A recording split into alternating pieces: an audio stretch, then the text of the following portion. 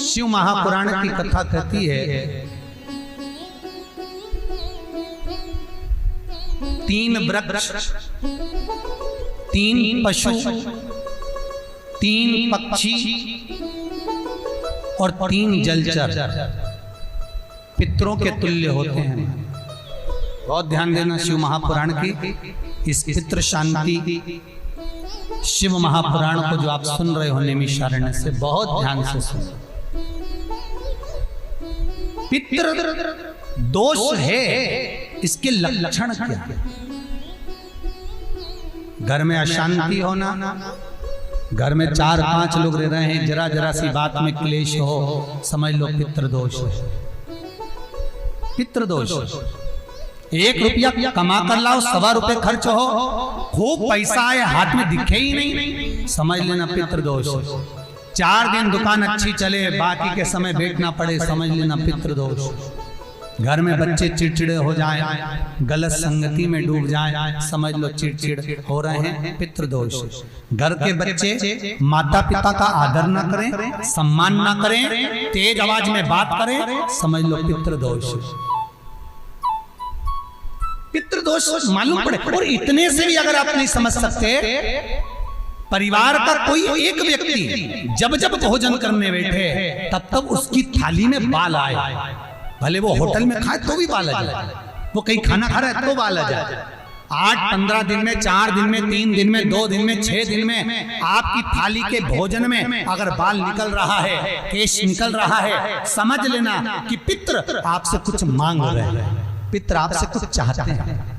क्योंकि पितृ बोलते नहीं आकर, केवल घर का व्यक्ति जब भोजन करने बैठेगा, सब अच्छे से बनाया, सब अच्छे से करा, फिर भी थाली में अगर बाल निकल रहा है, और कोई व्यक्ति ऐसा होता है जिसकी थाली में बार बार बाल आता है, वो कितने ही केले, पत्नी को भी कह दिया, परिवार को भी कह दिया, तो भी वो होटल में खाएगा तो बाल आ जाएगा, अचानक आ जाएगा, भले पानी पिएगा तो आ जाएगा, कुछ खाएगा तो बाल आएगा। 8 दिन में, 15 दिन में, 6 दिन में उसके भोजन में बाल आएगा ही आएगा। समझ लो पितृ कुछ कहना चाहते, पितृ कुछ बताना चाहते,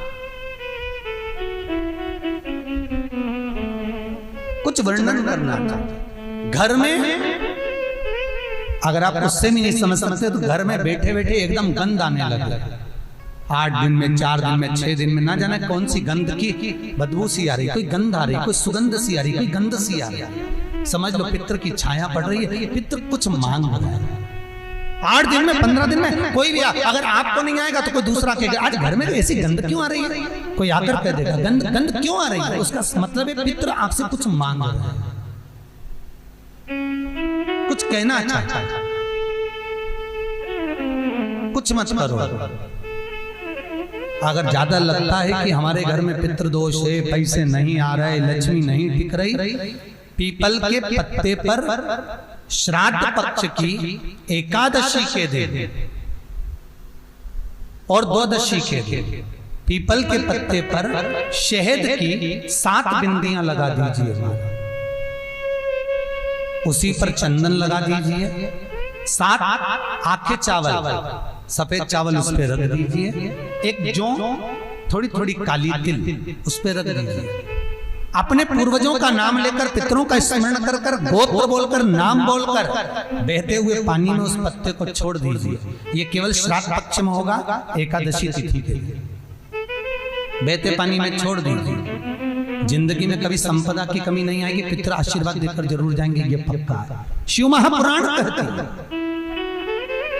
अगर ज्यादा रोग है, बीमारी है, तो श्राद्ध पक्ष की 9वीं तिथि के समय पर केवल बड़ के पत्ते के ऊपर, बड़ का जो पत्ता होता है, बट वृक्ष का पत्ता, उस पे काली तिल और जौ 21 बार उतार कर, जो व्यक्ति बहुत बीमार पड़ा रहता हो, कोई ना कोई बीमारी उसको घेरी रहती हो, तो बड़ के पत्ते पर काली तिल और जौ, काली तिल और जौ रख कर पितरों का स्मरण कर कर 9वीं तिथि के दिन 21 बार उतार कर बहते पानी में डाल दो या पीपल के पेड़ के नीचे रख दो, बीमारी समाप्त हो जाएगी, रोग नहीं घेर सकता। अगले श्राद्ध तक लिखकर रखना कि किस तारीख को करा, किस तिथि को करा, अगली तिथि तक जानना, आपको रोग नहीं आएगा, बीमारी नहीं आ सकता, कष्ट नहीं आएगा। शिव महापुराण का भाव, भगवान शिव आनंद की राशि। तो 3 वृक्ष, 3 पशु, 3 पक्षी और 3 जलचर ऐसे हैं जिनको पितृ माना गया। तो 3 वृक्ष कौन कौन से हैं? शास्त्र कहता है पहला पीपल, दूसरा बरगद बड़ और तीसरा बेलपत्र। इन 3 वृक्ष के नीचे श्राद्ध पक्ष में पितरों का निवास हो जाता है। इन 3 वृक्षों के नीचे 3 वृक्ष पितरों के तुल्य हैं। पहला पीपल, दूसरा बट वृक्ष, तीसरा बेलपत्र का वृक्ष। बेलपत्र का वृक्ष कभी अनायास श्राद्ध पक्ष में आप कुछ भी ना कर पाए, कुछ भी ना कर सकते हो, तो एक पत्ते के ऊपर कोई सा भी पत्ता ले लो, चाहे पान का ले हो, कोई पीपल का ले हो, कोई भी पत्ते के ऊपर एक पुड़ी, थोड़ा मीठा थोड़ा नमकीन रखकर अपनी कामना कर अपने पूर्वजों के लिए इन 3 वृक्ष के नीचे 16 श्राद्ध में किसी भी एक दिन आप वो भोजन को रखकर रह जाइए। अपनी कामना कर सुख का अनुभव होगा, पितरों को शांति मिलेगी।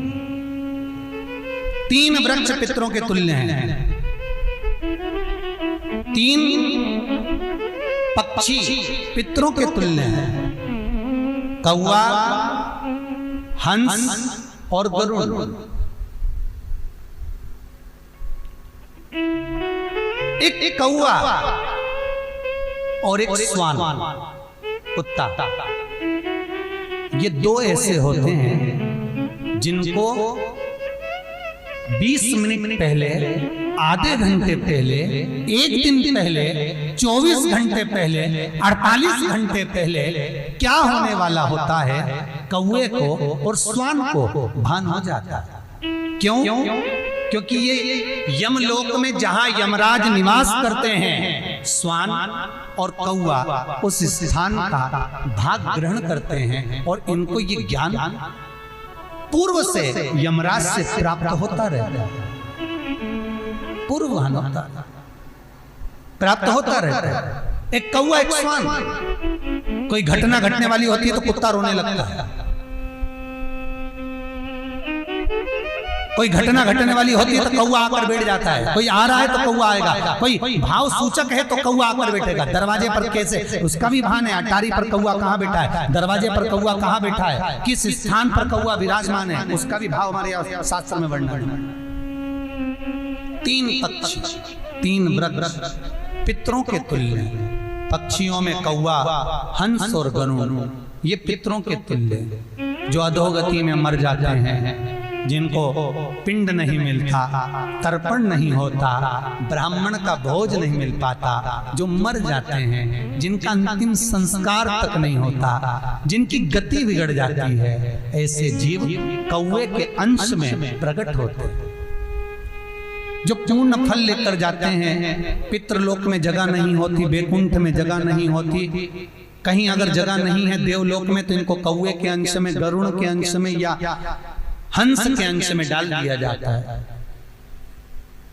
महाराज फिर अगला वर्णन किया, 3 पशु, कुत्ता, गाय और हाथी ये पितरों के तुल्य होते हैं। शिव महापुराण की कथा कहती है अगर श्राद्ध पक्ष में गया नहीं जा सकते तो गाय के मुख में गयासुर ने वर दिया था कि गाय के मुख में अगर कोई गया नहीं आ पाएगा तो गयासुर 16 दिन गाय के मुख में निवास करेगा।